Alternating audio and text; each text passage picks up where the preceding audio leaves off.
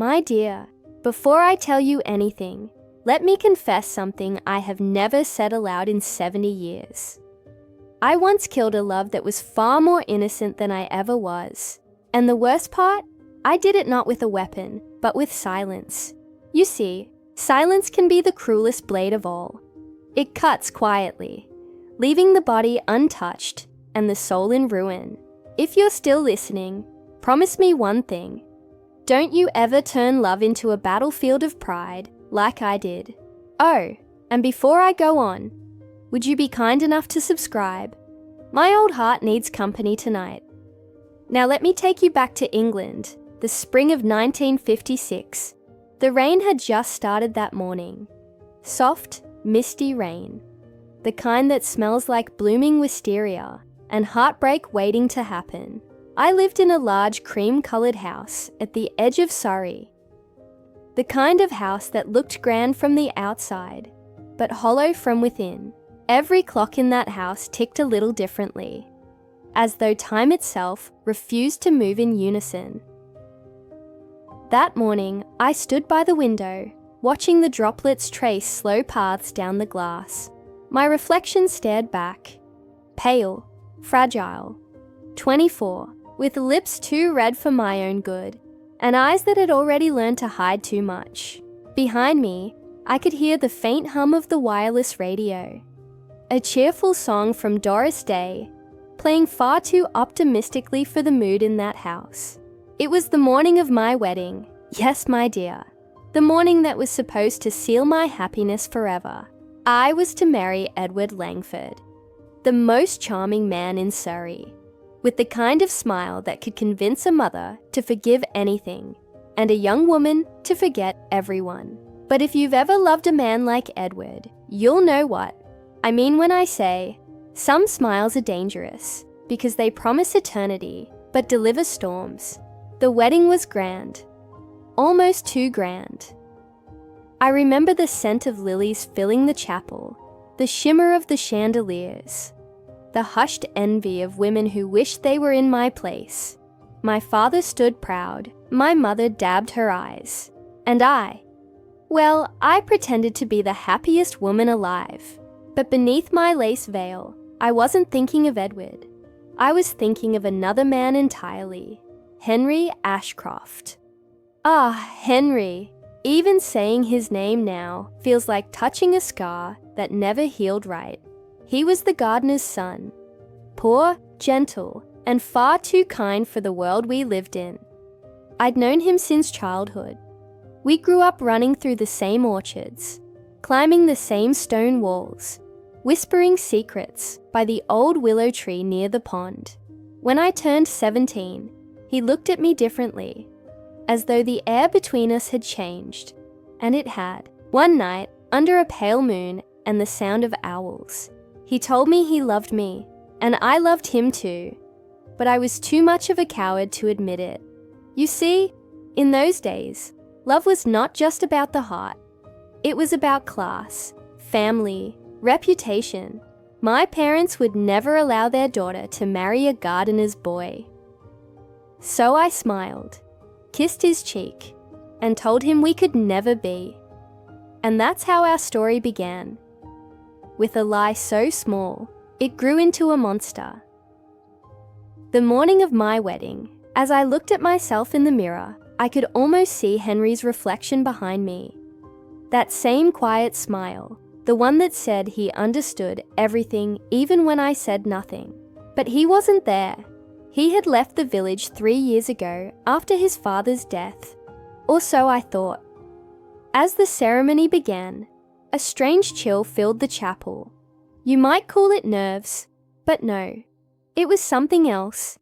I could feel eyes on me, heavy and familiar.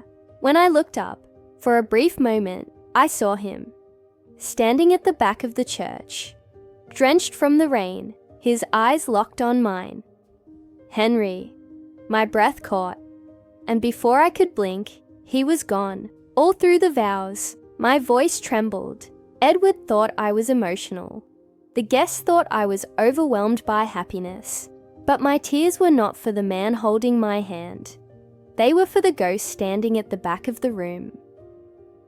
That night, when the guests had gone and the house grew quiet, I walked out onto the terrace. The moonlight fell across the marble floor like spilled milk. The roses in the garden were soaked, their petals trembling under the weight of the rain. And there he was, Henry, waiting. He hadn't gone anywhere. He had never left Surrey. He had been working at a nearby estate all along. When he saw me, he smiled that same gentle smile. And for a second, I forgot everything. The vows, the pearls around my neck, the ring on my finger. He said only one thing. "Did you ever love me, Eleanor?"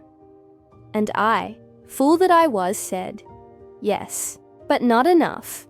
He didn't move, didn't speak for a long time. Then he said quietly, "That's what I thought." And he turned to leave. I should have stopped him. I should have screamed, cried, anything, but I didn't. I just stood there, frozen, with pride choking my throat. 2 weeks later, they found his body by the pond near the willow tree. The same place where we used to hide as children. The police said it was an accident. I knew it wasn't. Henry had never been careless with life. He had simply run out of reasons to stay alive. For years after that, I carried on. I became Mrs. Langford, the lady of the house.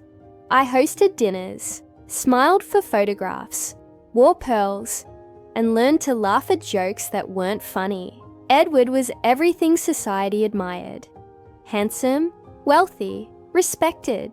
But behind the charm lay something dark. The kind of darkness that doesn't show in the daylight. He drank, he lied, he disappeared for nights at a time. And each time he returned, there was a new perfume on his collar that wasn't mine. I tried to ignore it. I tried to be the perfect wife, but perfection, my dear, is a prison built with mirrors. And mine began to crack. One night I followed him. The rain was pouring again. It always seemed to rain when something important happened in my life. I wrapped my shawl around me and trailed his car through the narrow lanes of Surrey.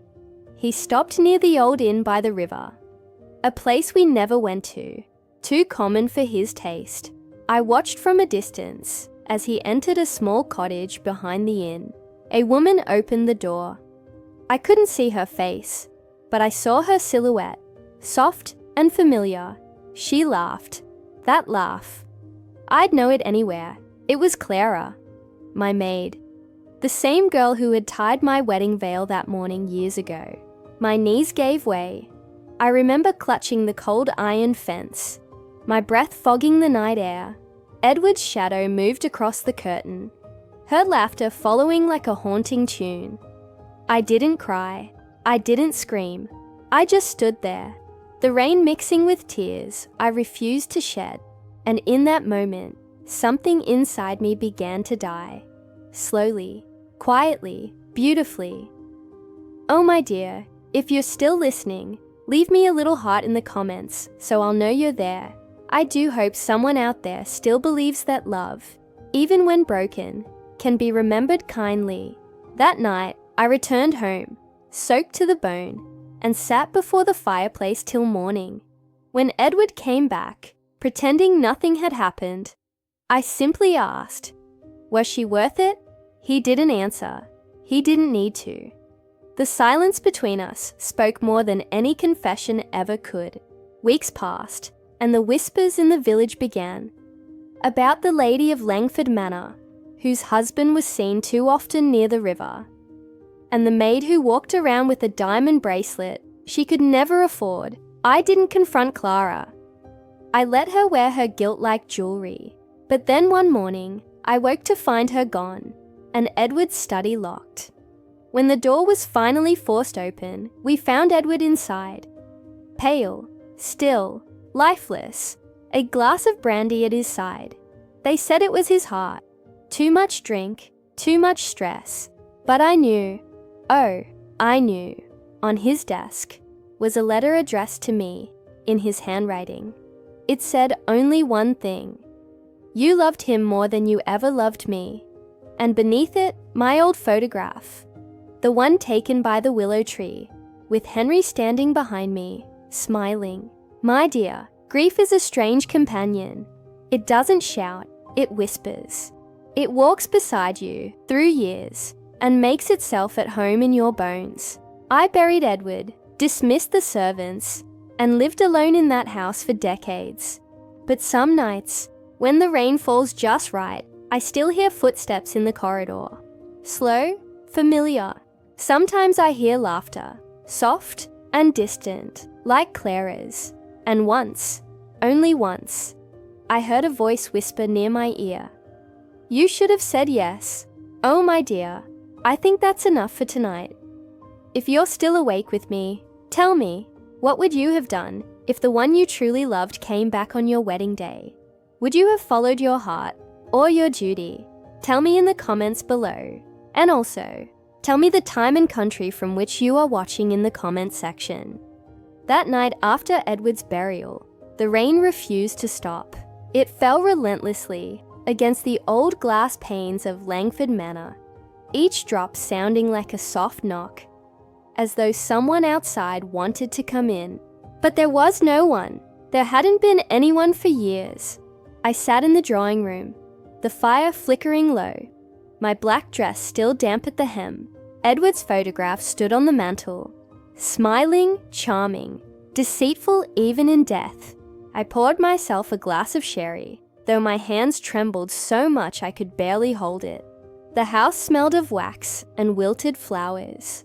It's strange how silence changes when someone dies. It doesn't become quieter, it becomes heavier. It feels like it's listening. That evening, the house began to listen too closely. The first sound was faint, a soft shuffle across the upstairs corridor. Then another, like the drag of a foot on the old oak floor. I froze. There hadn't been servants here since Clara left, and no one had set foot upstairs since Edward's study was sealed for the funeral. I told myself it was just the wind, but wind doesn't walk. And then came the whisper, low, broken, carried through the air like breath on glass. Eleanor, my name, spoken so delicately, so intimately, that it almost felt like a caress. I set the glass down, my heart pounding so violently I could hear it over the storm. Who's there? I said. But of course, there was no reply, only the sound of the grandfather clock striking midnight, slow, echoing, cruel. I tried to sleep, but the bed felt too large, too empty. Every creak of the floorboards sounded like someone pacing. Every flicker of lightning seemed to paint a shadow that didn't belong to me. And then, in the middle of that sleepless night, I saw it, on the window pane, through the condensation of my breath. There were words written with a trembling finger. You said yes too late. The next morning, I convinced myself I had imagined it. Grief plays tricks, they say. But when I wiped the glass clean, I saw faint traces of muddy fingerprints. Too large to be mine, too real to ignore. Oh my dear, if you're still listening, leave me a heart in the comments so I know I'm not talking to ghosts tonight. In the weeks that followed, strange things began to happen. Edward's study, the one that had been locked after his death, was found open one morning. The window was ajar, and on the desk, his letter to me had disappeared. In its place lay a dried white rose, perfectly preserved, the same kind Henry once gave me on my 17th birthday. I started hearing music at odd hours. Faint piano notes drifting from the music room, though the piano hadn't been played in years. I would walk in and find the keys moving ever so slightly, as though a memory were pressing them. Once, I caught sight of a figure in the garden, near the willow tree. A man standing still in the fog. He didn't move when I called. He just raised his head, and even from that distance, I could feel it. That sorrow, that quiet reproach. I told myself it couldn't be Henry. He was long gone, resting somewhere beyond regret. But sometimes, when I sat by the fire at night, I could almost smell him. That faint scent of earth and rain that always clung to his coat. One evening, I invited the vicar for tea, just to have another voice in the house. He was a kind old man who'd known my family for decades. But when he entered the drawing room, he stopped suddenly. "My dear Mrs. Langford," he said softly, "how long have you kept that portrait?" I frowned. "What portrait?" He pointed to the wall behind me, and when I turned, I froze. A painting hung there that I had never seen before. It was me, sitting under the willow tree, my hands folded on my lap. Behind me stood Henry, his hand resting on my shoulder, his eyes fixed on me with that same haunting tenderness. The painting was aged, its colors muted by time. But the detail was impossible. It looked painted from memory, or something worse. I asked every art dealer in Surrey. No one had ever seen such a painting. No artist had come to the house in years. From that day on, the house began to feel alive, as though it were breathing with me. The walls sighed. The windows wept condensation, even when it wasn't raining, and every mirror in the house seemed to reflect not what was, but what used to be. One night, I dreamt I was standing in the garden again, wearing my wedding gown, soaked, torn, heavy. Henry was there, standing by the pond. He looked just as he did the last time I saw him. Pale, calm, beautiful in that tragic way only the dead can be. He said, "You always chose silence, Eleanor. Even now, you won't speak the truth." I tried to reach him, but the ground beneath me turned to water and I sank. I woke, gasping, my hands clutching the bedsheets, damp with tears, and mud, real mud, cold and clinging to my palms. Tell me, my dear, have you ever felt your past trying to crawl its way back to you? It doesn't knock politely. It drags its feet through your sleep, whispering names you swore you'd forgotten. That morning, I decided to finally open Edward's old chest, the one he had kept locked in his study for years. The key was still in his coat pocket. Inside, I found letters, not from Clara, as I'd expected, but from Henry. Dozens of them, unsent, each one addressed to me. They were dated years before my marriage. Letters he must have written and given to Edward, trusting he would deliver them. Edward never did. The words inside them bled love and pain. Henry had begged me to run away with him, to leave the suffocating world of my parents and Edward's wealth. His last letter read, "If you do not come to the willow by dawn, I shall take my answer as no, the day he died." I dropped the letters and fell to the floor, sobbing. For decades, I had blamed myself for letting him go, but now I knew Edward had been the reason. Edward had stolen his letters, his hope, his life, and in that moment, I understood the whispers in the house, the footsteps, the written words. Henry had never haunted me out of hatred. He wanted me to know, to see the truth I'd been blind to. That night, I lit every candle in the manor and walked to the pond. The rain had softened into a mist, and the air was thick with the scent of wet grass. I stood before the willow, clutching one of his letters to my chest. "I know now, Henry," I whispered. "I know what he did, and I'm sorry. For everything." The wind picked up, rustling the willow's long arms.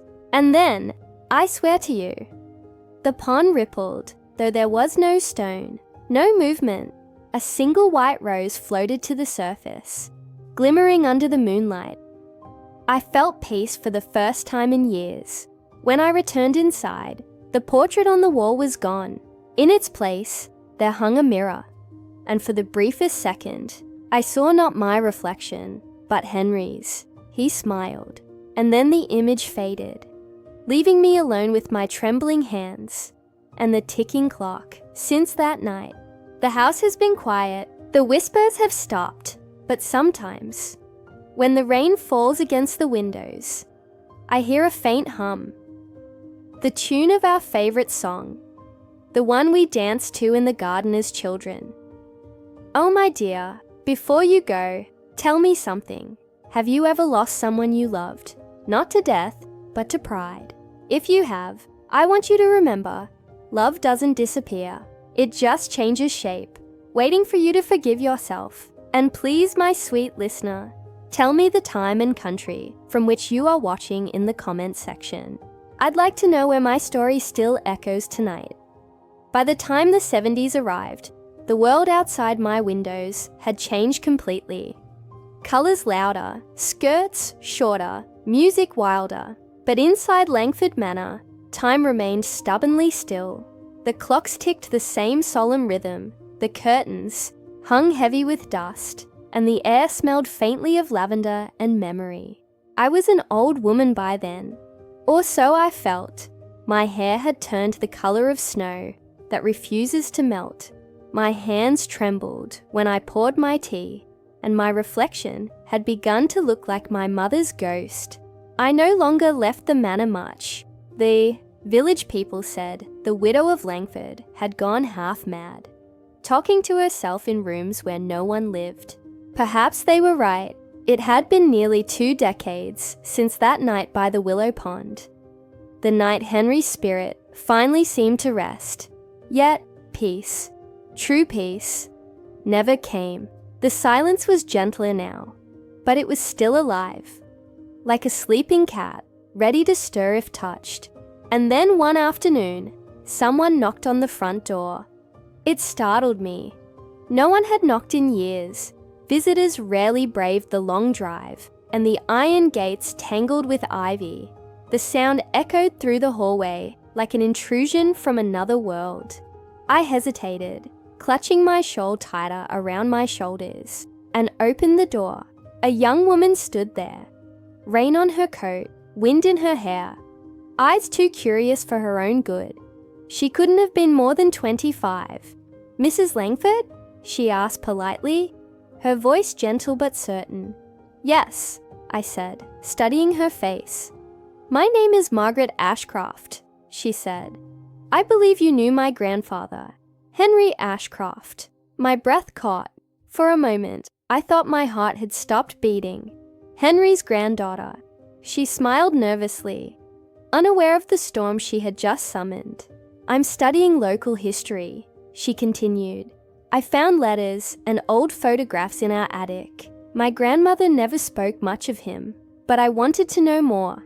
They said he worked here once, at Langford Manor. May I come in?" I should have said no. I should have closed the door and kept my ghost to myself, but I didn't. I stepped aside and said softly, "Yes, my dear. Please, come in." The moment she entered, the house seemed to react. The lights flickered faintly. The air shifted, and a faint scent of wet earth filled the corridor. She didn't notice, but I did. The house always remembered Henry. We sat in the drawing room, the same one where I'd first seen that mysterious painting years ago. The fire crackled, throwing long shadows across the walls. She looked around, wide-eyed. "It's beautiful here," she said. "Beautiful things often come with a price," I replied. Before I could stop myself, she laughed nervously, pulling out a small photograph from her bag. "This was him," she said, handing it to me. Oh, my dear. When I saw it, my heart turned to glass. It was Henry, younger, smiling, his eyes the same deep green I'd once looked into by moonlight. Time had not dulled the ache of that gaze. "I found this with some letters," she said. "He wrote to someone named Eleanor. That's you, isn't it?" I nodded, unable to speak. "I thought so," she said gently. "He wrote about you often, how kind you were, how you loved flowers and rain, how you made him believe that even someone like him could dream." My throat tightened. "He said that," she smiled. "Yes, he loved you deeply. But his last letter, it was strange. He said he was waiting by the pond for you. He wrote, 'If she doesn't come, I shall understand.' No one ever told us what happened to him after that." I looked toward the window. The rain had begun again, light and steady. "He waited," I whispered. "He waited too long." She frowned slightly. "Did something happen here, Mrs. Langford? Something between you and him? How could I, Explain a lifetime of silence in one conversation. How could I tell her that her grandfather's death was the price of my cowardice, and Edward's cruelty, that the house she was sitting in had soaked up every tear I'd ever shed? I loved him, I said simply. But the world didn't want us to be together. She nodded slowly, as if she understood more than she should. Then she asked, would it be all right if I looked around the property, especially near the pond? I want to take some notes for my research. Ah, the pond, the willow, the graveyard of my youth. Be careful, I said, my voice trembling. The ground there is old and soft. It keeps secrets. That night she went. I watched her from the window as she walked through the garden, her lantern bobbing through the mist. The willow stood still, the pond dark as ink. And then I saw it. The light stopped moving. She had reached the edge. For a long moment, she didn't move. Then I saw her kneel. And I swear to you, my dear, the surface of the pond began to ripple again, just as it had decades ago. I rushed outside, my shawl fluttering in the wind, rain stinging my face. Margaret, I called. She turned to me, eyes wide. Mrs. Langford, there's something here. Beneath the water, the moon broke through the clouds, and for an instant, I saw it too. A glimmering shape beneath the surface, white and delicate. A rose? She reached down, and the moment her fingers touched the water, the wind howled, bending the willow's branches violently. I grabbed her arm and pulled her back. Don't! I cried. We stumbled to the ground, gasping. The lantern fell. Its flame extinguished in the wet grass. For a few seconds, there was only darkness and the sound of the rain. Then she whispered. I heard him. My blood ran cold. Who? Someone. He said, Eleanor. The name fell from her lips, like a curse I thought long buried. I held her hand tightly. We must go inside, I said. Now. When we reached the drawing room again, she was pale, shaking. Mrs. Langford, she whispered, do you believe in spirits? I looked into the fire and said, I don't have to believe in them, my dear. I've lived with one. That night, I couldn't sleep. I kept hearing that whisper again. Faint, loving, sorrowful. Eleanor. But this time, it wasn't angry. It sounded relieved. The next morning, Margaret came down to breakfast, looking thoughtful. She said she dreamt of a man by the willow, waiting with a rose. He said he forgave you, she whispered. I looked up sharply. Forgave me, she nodded. He said you can rest now. Tears filled my eyes.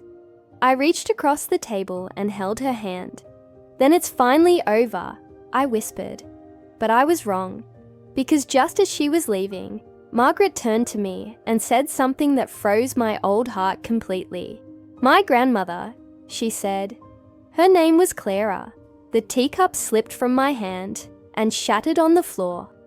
Oh, my dear, if you're still listening, leave me a heart in the comments so I'll know you haven't drifted away, because the story is only just beginning to bleed. When Margaret said her grandmother's name, I felt the air in the room turn cold. Not a simple chill, but a deep, unnatural stillness that gripped my spine. The fire in the grate sputtered low. The curtains swayed, though no window was open. And somewhere deep inside the house, I heard the faintest echo of a woman's laughter. Clara! The name slid through the years, like a knife through silk. My maid, my husband's lover. The woman whose laughter once haunted my sleepless nights. And now, the grandmother of Henry's bloodline? It was impossible, and yet it wasn't. I stared at Margaret, my old heart thundering like the rain on the roof. My dear, I said quietly, your grandmother, Clara Ashcroft. She nodded, her expression gentle, unaware of the hurricane she'd unleashed. Yes, my father said she worked here many years ago. She never spoke much about her time at Langford Manor, only that she left suddenly after something terrible happened. My grandfather Henry's death, I suppose. Her words felt like stones falling into an endless well. Clara and Henry, connected. Could Edward have... No, it couldn't be. Or could it? I tried to keep my voice steady. Did she ever speak of Edward Langford? Margaret hesitated. Once, she said he was a cruel man, that he ruined lives and died with lies in his mouth. My hands trembled against my teacup. I remembered Clara's soft eyes, her trembling voice the night I discovered her betrayal, how she had begged me to listen, and how I'd turned away, too proud to let her speak. I had dismissed her the very next morning, told her never to return. She'd left the manor in tears, and that was the last I'd heard of her. Until now, oh my dear, pride is a venom that poisons slowly. Margaret went upstairs to pack her things, saying she'd leave after the rain stopped. I sat alone in the drawing room, the storm outside roaring louder than my thoughts. I could almost hear the house sighing with old secrets. And then I heard it again. The faint piano tune, the same melody that used to play on nights when I felt Henry's ghost moving through the halls. But this time, the notes were different, gentler, more mournful, almost pleading. I followed the sound. The music led me to the music room, a place I hadn't entered in years. The air inside was cold and heavy.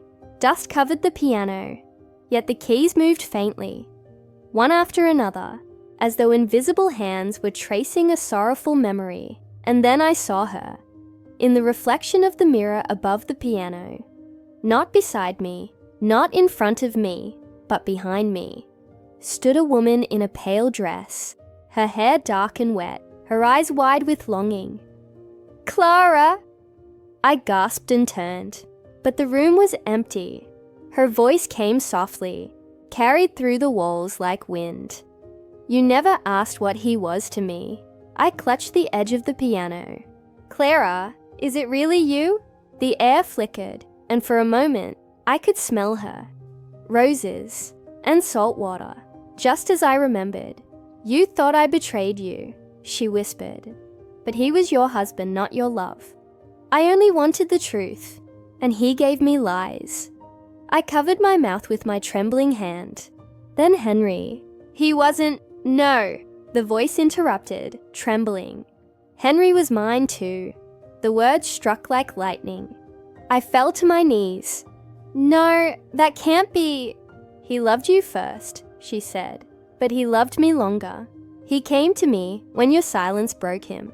When Edward destroyed his letters, Henry turned to the only soul who listened. I could barely breathe. And you bore his child." "Yes," she whispered. "Your pride became my punishment. Edward found out. He thought the child was his. When he learned the truth, he killed him." My vision blurred. "The child?" "No," she said, her voice trembling through the walls. "Henry." The world tilted. The pond. The willow. The whispers. Edward's letter. It all made sense now. Edward hadn't merely stolen Henry's letters. He had found Clara's love letters too. He had discovered her secret, her child, and his own humiliation, and in that storm of betrayal, he had ended Henry's life. I pressed my hand to my chest. Dear God, Edward took everything. Clara's voice wept. He destroyed Henry and me both. But you destroyed me with your silence. I didn't know. I sobbed. "I swear to you, I didn't know." The air trembled.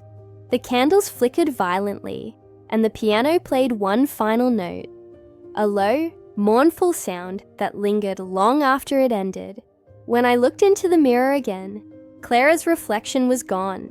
But behind me, I saw the outline of two figures standing side by side beneath the willow, hand in hand, Henry and Clara. That night, I sat by the fire until dawn. Their images burned into my mind. The storm passed, and for the first time in decades, the sky over Langford Manor cleared. When Margaret came downstairs in the morning, she found me still sitting there, pale and still as the porcelain teacups that surrounded me. "I had a dream," she said quietly. "My grandparents were together, by a pond." He gave her a rose. I smiled weakly. "It wasn't a dream, my dear. It was the truth finding its way home." She looked at me, puzzled. "Mrs. Langford, how did you know?" I reached out and touched her hand. "Because the house is finally quiet." And it was. For the first time in 40 years, Langford Manor was utterly still. No whispers, no footsteps, only the gentle sound of rain washing the sins from its walls. "Oh, my dear," I said softly, "before you go, will you do something for me?" "Of course," she replied. "Plant a rose by the willow," I said. "A white one, for the ones we loved too late," she nodded, tears in her eyes. When she left that afternoon, I stood by the window and watched her walk down the path, her coat flapping in the wind, her hair glinting in the pale light. For a moment, she looked back, and I could have sworn that behind her, two shadows followed, walking slowly toward the willow. I whispered to the empty room, "Rest now, both of you. I've kept your story long enough. Oh, my dear, if you've stayed with me through all of this, bless your kind heart. Tell me in the comments, do you believe that love, no matter how broken, can find its way back through time? And also, tell me the time and country from which you are watching in the comments section. I'd like to know where my story still travels tonight. Do you hear that, my dear? That faint tapping, the one you think is the rain. It isn't. It's the sound of memory, pressing its fingers against the window pane, begging to be let in.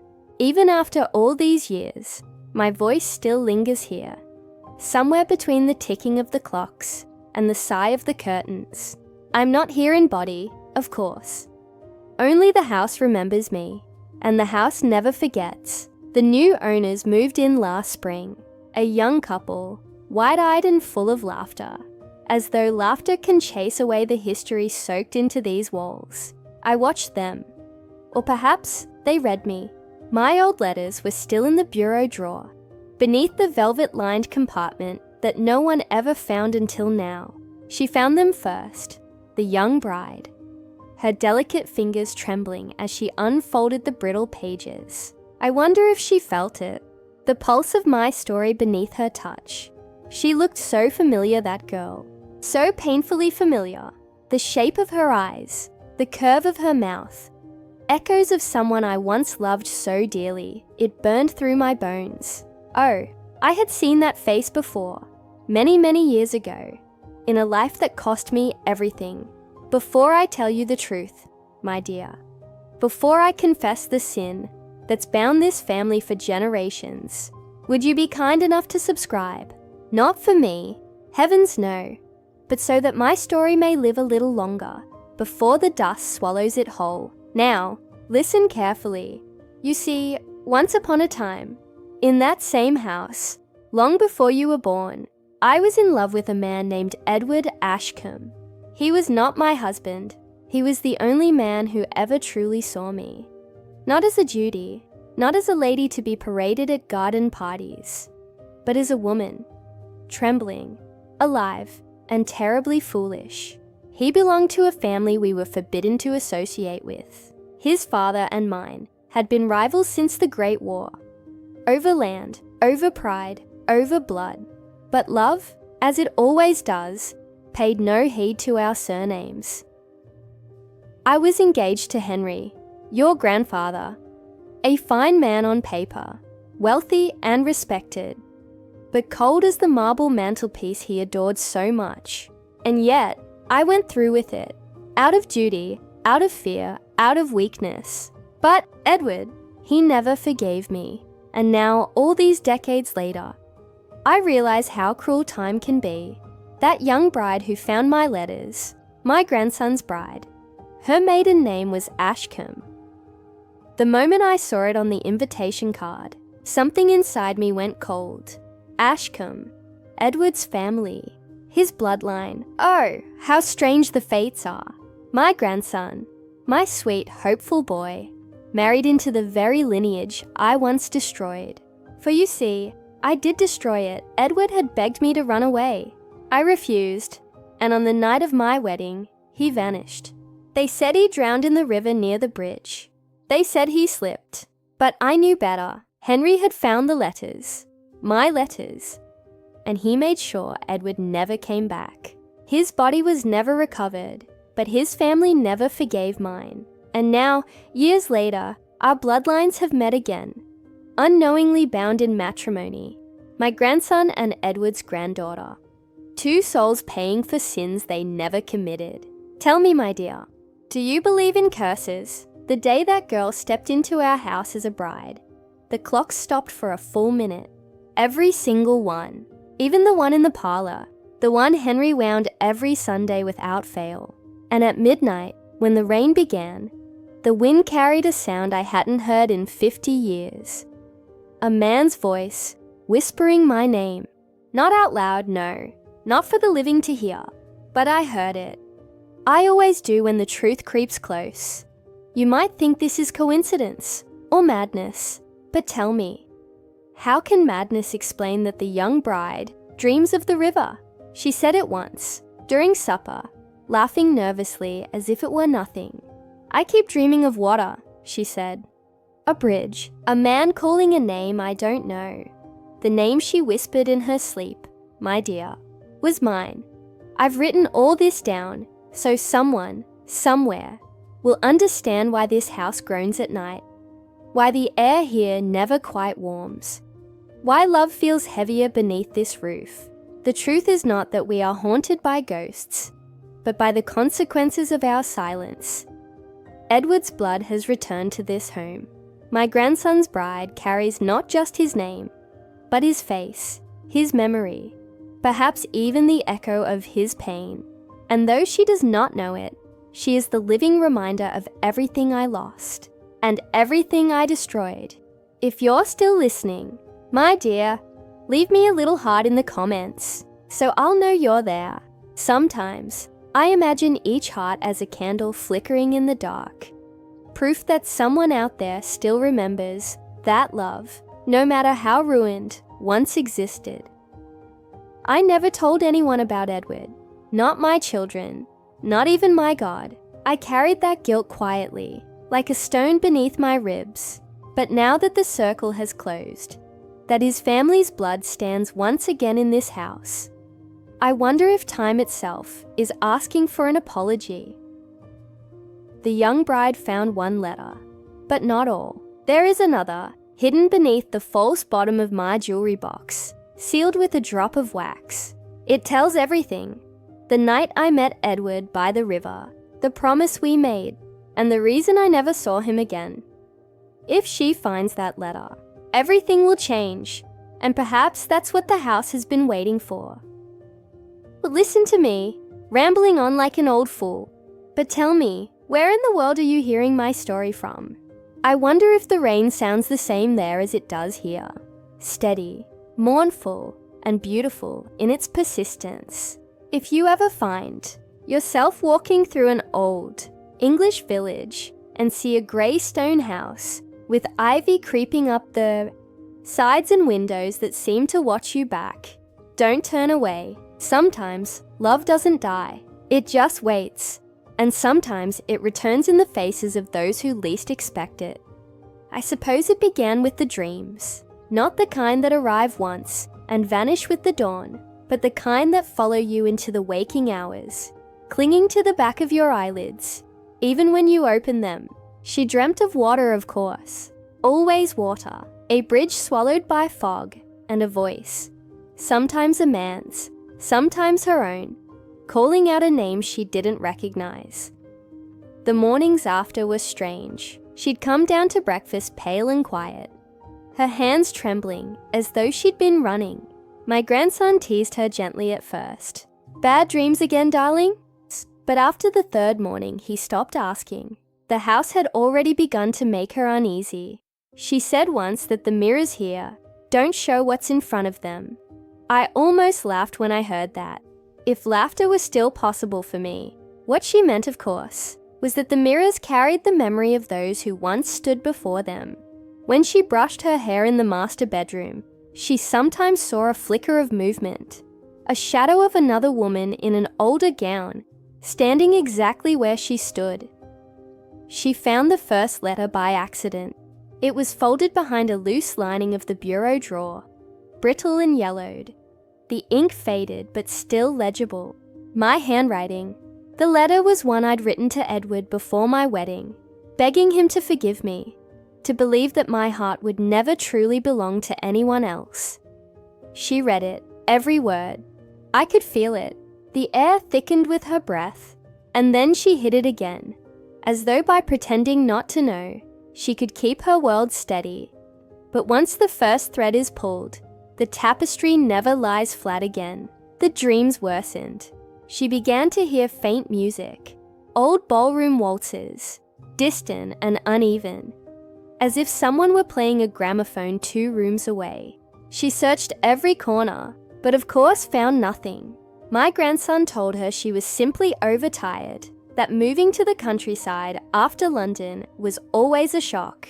He even laughed about the creaky old house being full of tricks. Yet she stopped laughing. I wish I could tell her not to be afraid of the house itself. The danger was never in the wood or the walls. It was in the truth pressing to be known. One afternoon, she stood before the fireplace where Henry once read the morning papers, staring at the carved initials at its base. She thought they belonged to the carpenter. They did not. They were Edward's. I had asked him to carve them there the night before my wedding. He did, with shaking hands, and swore I would never forget him. Now she was the one tracing those letters, wondering why they felt familiar beneath her fingertips. If you're still with me, my dear, perhaps you might pause for a moment and make sure you've subscribed. I wouldn't want you to miss what comes next. It's the part most people never dare to speak aloud. The nights turned longer. She began to avoid mirrors altogether. The house, she said, looked back.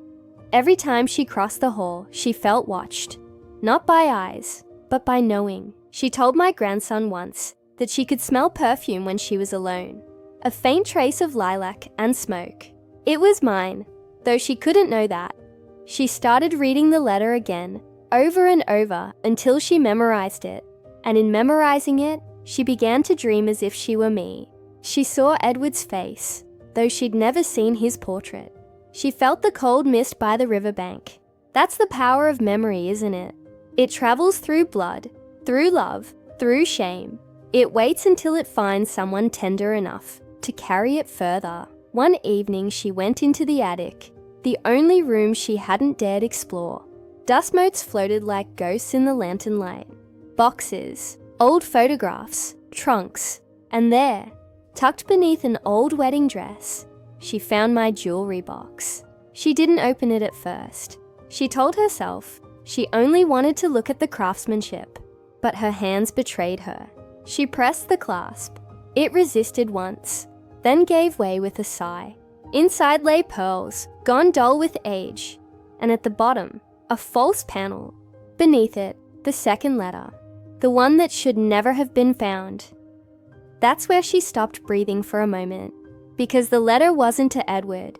It was from him, written the day before he disappeared. In it, he spoke of the child he believed we might have had, the child I'd never told him about. He swore that if I refused to run away with him, he would make sure our secret would one day return to me. And now it had. For that child, born and hidden and lost to the Ashcombe name, had grown, married, and had children of his own. Generations later, one of them became the girl, now standing in the attic, holding his words in her trembling hands. My grandson's bride. She never told him what she found. She folded the letters back carefully, sealed the box, and left the attic in silence. But something inside her shifted. She no longer looked at my portrait when she passed the hallway. She began locking the bedroom door at night. Perhaps she understood that the past was not just story, but blood. My dear listener, if you've stayed with me through this confession, leave me a little heart in the comments so I'll know you haven't turned away. Because the hardest truths are always the ones we cannot bear to face alone. That night, as the house settled into quiet, she whispered something soft, almost like prayer. She said, "I think I know whose name I've been dreaming," and she wept, quietly, until the dawn came grey and cold through the curtains. The next morning, she placed both letters back into the box, locked it, and wrote her own note atop it. "Some loves are inherited. The house has been silent ever since. But sometimes, when the rain begins and the clocks hesitate between one tick and the next, I almost hear her voice joining mine." For days after that night in the attic, she lived as though nothing had happened. Breakfast at 8, piano at noon, embroidery by the window, where the light falls just right across the garden. My grandson never suspected a thing. He adored her still in that gentle, trusting way only men who've never been betrayed can adore. But silence can rot even the sweetest kind of love. I watched her drift through the rooms with that secret lodged inside her chest like a shard of glass. She smiled when spoken to, but her eyes never seemed to focus on the present. They were always looking at something just behind her, something she couldn't unsee. The house noticed first. Houses always do. The clocks began to lose time. The mirrors misted over without reason, and the air took on that faint metallic scent it used to carry in my day. Right before an argument, right before tears, one evening as rain clawed at the windows, my grandson found her sitting by the fireplace, with both letters in her lap. He asked softly, "Whose are those?" She froze. For a moment, I thought she might tell him everything, that his grandmother's secret, my shame, had come back through her veins, that he had married not just a woman, but a bloodline woven with ghosts. But she didn't. She looked up with a smile that wasn't hers anymore and said, "Just old papers." From the attic, he believed her. Of course he did. Love blinds even the cleverest of men. Yet that night, she tore both letters into tiny pieces and burned them in the hearth. I wanted to scream, but what good are screams from the dead?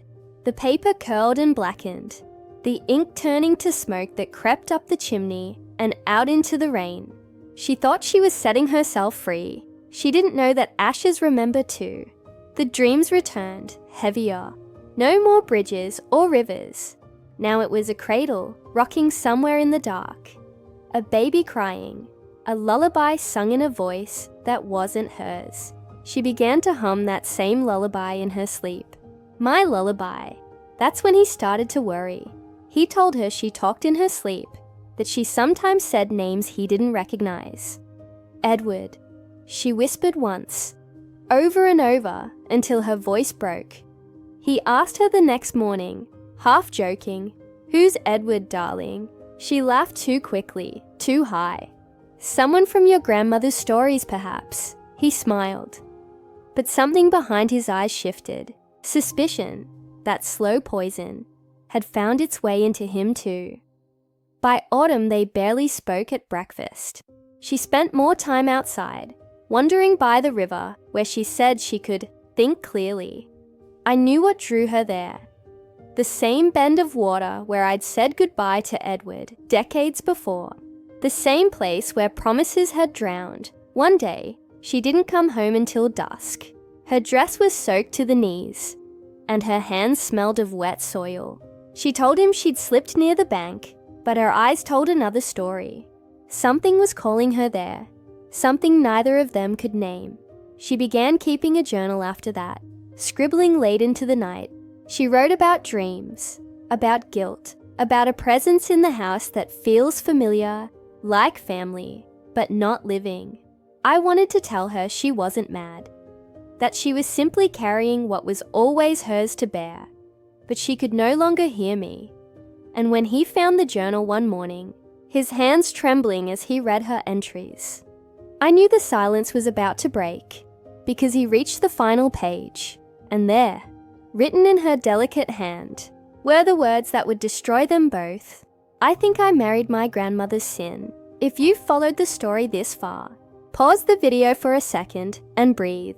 The truth is about to unfold in a way that even I, after all these years, never dared imagine. Tell me in the comments, what would you do if you discovered your marriage carried the blood of a secret older than love itself? The morning he confronted her, the house was terribly quiet. No wind, no bird song, only the grandfather clock, marking each second like a judge tapping a gavel. He had the journal in his hands. Its cover was damp with his sweat. "I read it," he said. "Every page." She didn't answer. She was by the window, the lace curtain trembling in her fingers. Light fell on her hair like a faded halo, and for the first time he saw how pale she'd become. "You think you married my grandmother's sin," he whispered. The words trembled, as though they'd been waiting for decades to be spoken aloud. She turned slowly, eyes shining with something between shame and relief. "I don't think, Henry," she said. "I know," he laughed, short and cruel. The way a man laughs when he's trying not to cry. "That's madness, madness," she echoed. "Or inheritance." I wished I could have stopped her then. I wished I could have taken the words from her mouth and buried them under the garden where secrets belong. But the truth has its own hunger, and once fed, it devours everything. She told him everything. The letters, the name Edward, the resemblance she saw in the old photograph hidden behind the portrait frame, the bloodline that ran crooked through our family, like a river that refused to die. At first, he denied it. Then the denial melted into horror. "You mean we—" He couldn't even finish. She nodded. "By blood, by memory. The past never left this house." He stumbled back, gripping the mantle. The clock struck 10, a deep, mournful sound that seemed to shake the dust from the rafters. "Oh, Henry," she said softly, "I never meant for this. I loved you because I didn't know. And now that you do." "I still do," she whispered, and the way she said it broke something inside me. "Even now." He looked at her for a long moment, and then his face collapsed into tears. He fell to his knees, pressing his forehead against her hand. "Then what are we to do?" She smiled the saddest smile I've ever seen. "We carry it," she said, "like they carried theirs. We try to live kindly, so that the blood remembers mercy instead of shame." Outside, rain began again, soft and endless. It washed against the windows, and the smell of it filled the room like forgiveness. He stayed by her side until evening. They didn't speak again. There was nothing left that words could mend. That night, she wrote one last page in her journal. I know, because I watched her hand tremble as she did it. She wrote, "We are not cursed by the past. We are entrusted with it. If anyone reads this, remember, love is never pure, but it is still holy." She closed the book, kissed its cover, and placed it in the drawer where I once kept my pearls.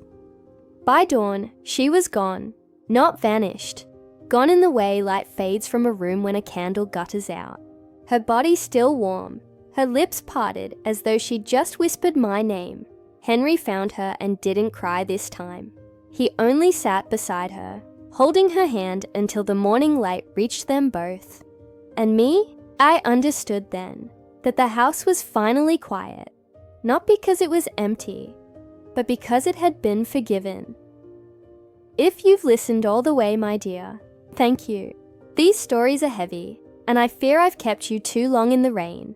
Before I go on, would you be kind enough to subscribe?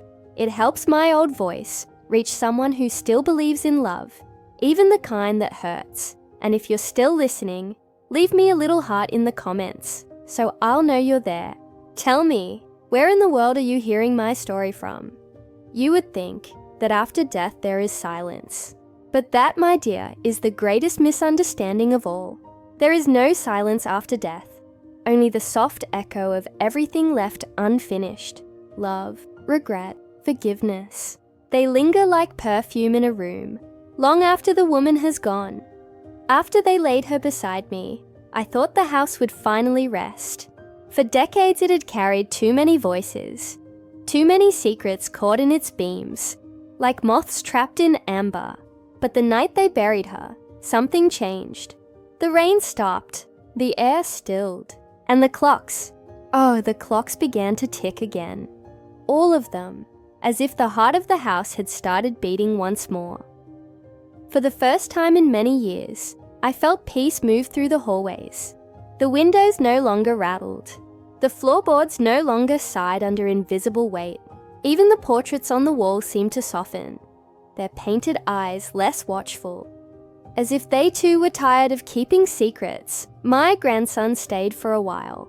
He moved like a man walking through a dream, careful not to disturb the memories, speaking softly to the air as though afraid someone might answer. I watched him each morning as he took tea in the drawing room. He would sit by the same window where I once embroidered by lamplight, the same window where she, his bride, had written her journal and stared at the rain. Sometimes he opened the little book she left behind, the one with her final words pressed between the pages like dried flowers. He read them again and again until the ink became part of his memory. Once, I heard him whisper aloud, his voice cracked and trembling, "We are not cursed by the past. We are entrusted with it." And for the first time, I think he understood me, truly understood what I had tried to do all those years ago when I hid the truth. I wasn't trying to protect myself. I was trying to protect him. Oh, but life, my dear, never lets us bury our guilt so neatly. It asks us to carry it, to walk beside it, to learn its shape. Only then can forgiveness be real. The seasons turned. He let the garden overgrow for a time. Weeds mingling with wild roses, ivy creeping over the stone benches.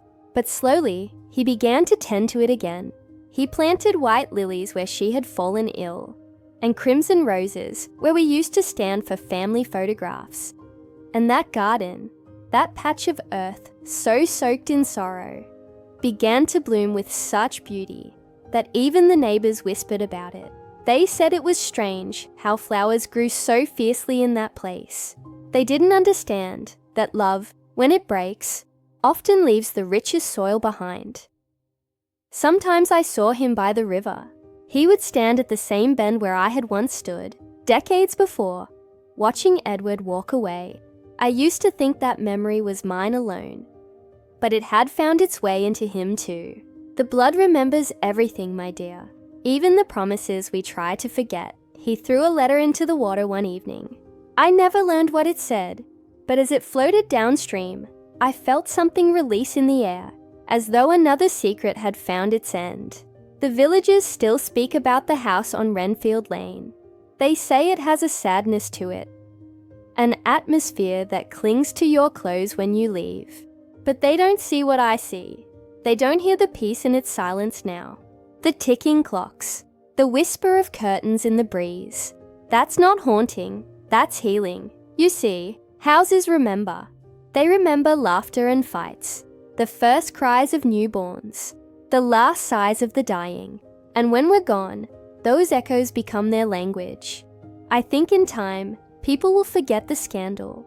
They'll remember only that it was a house where love endured, even when it shouldn't have, where a man forgave a woman for a sin she didn't commit alone, where an old grandmother, foolish and proud, finally found rest in the hearts of those she hurt most.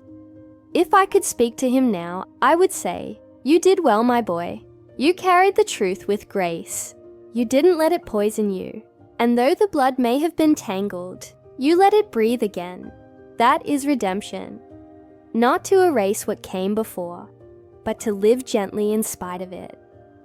Sometimes, when the wind passes through the old chestnut tree, I imagine he still hears my voice, not as a ghost, but as memory, the kind that stirs at the edge of sleep, reminding you that you were once loved fiercely, and that love was not a mistake.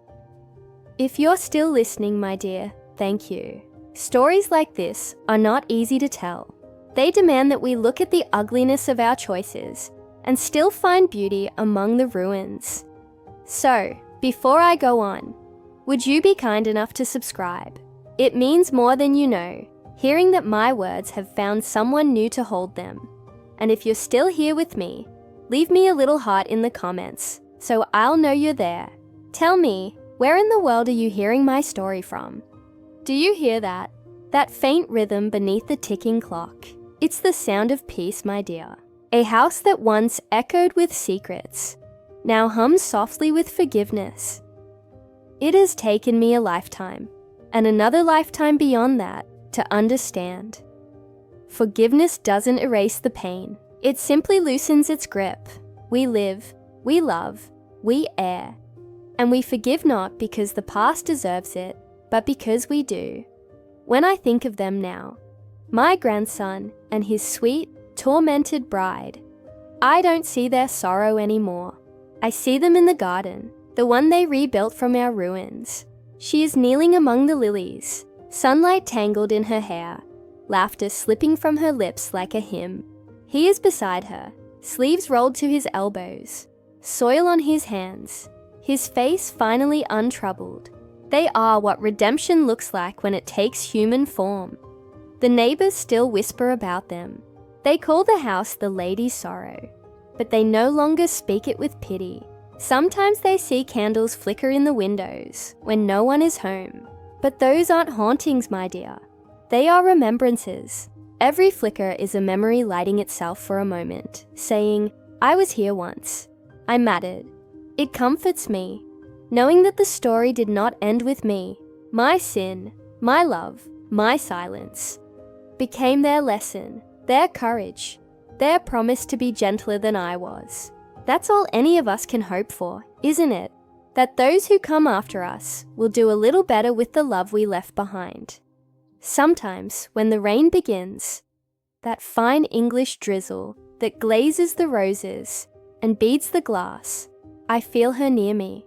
Not as a ghost, no, as something quieter, like the scent of lavender left behind on old linen, like a heartbeat remembered after a long silence. I think she forgave me, and I have forgiven myself too. I won't lie to you. There are still nights when I remember the sound of Edward's voice, the way his name burned my lips when I first spoke it. Some loves, you see, are carved into the soul, and not even death can sand them away. But it no longer hurts. It simply exists, like an old scar that aches when it rains. That is the strange mercy of time. It does not heal by forgetting, but by teaching you how to remember gently. And now, I am ready to rest. The house has been kind to me. The clocks tick in harmony. The curtains breathe in and out with the wind. Somewhere in the distance, a piano plays. One of those old waltzes we used to dance to in the parlor when our hearts were lighter. If I could reach you now, dear listener, I would take your hand and say this. Whatever your story, your mistakes, your regrets, your hidden loves, let them soften you, not harden you. Do not build walls from shame. Build gardens from it instead, because every broken thing we tend with care becomes something holy. I have lived long enough and remembered long enough to know that in the end, we all become stories. Some are whispered, some are buried, and a rare few, the ones told with honesty, live forever. So if you've stayed until now, through every tear and every secret, thank you, my dear. You've listened not just to my story, but to the ache of every heart that ever dared to love, despite its flaws. Before I fade, would you be kind enough to subscribe? It keeps my voice alive a little longer, echoing somewhere between your world and mine. And if you're still here, leave me a little heart in the comments, so I'll know you were with me till the end.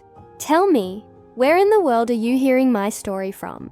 Also, tell me the time and country from which you are watching in the comments section. Good night, my dear. May your house always remember laughter more than sorrow, and love more than loss.